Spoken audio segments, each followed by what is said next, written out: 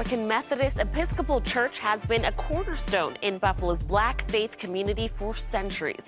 I sat down with a pastor at Bethel AME to turn back the pages of its history, from its founding to the Underground Railroad and beyond.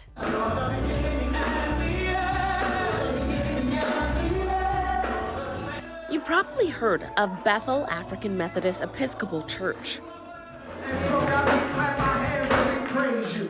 It stands on the corner of Michigan and Ferry in the city of Buffalo.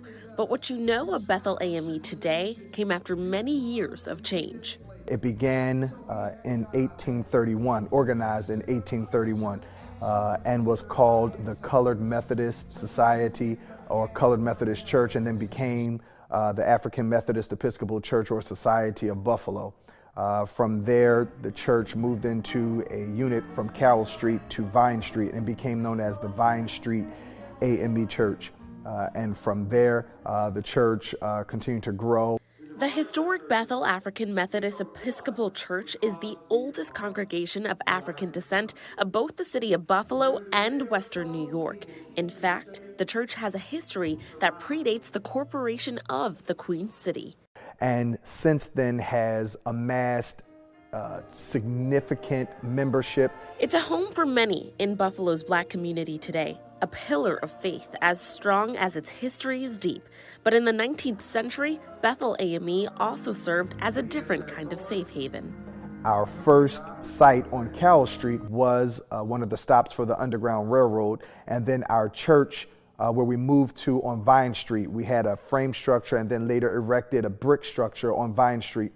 And that was one of the major stops to the Underground Railroad because of our connections with persons moving from the south and moving into the north. And this present building is also reported as being one of the stops that was utilized during the Underground Railroad.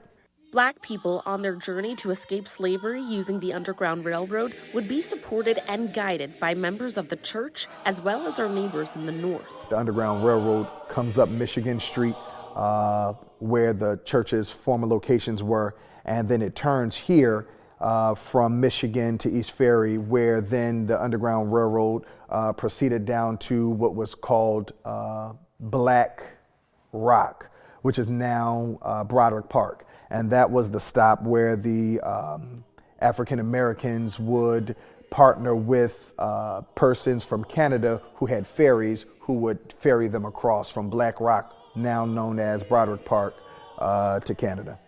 I ask that you prepare yourself to open the door.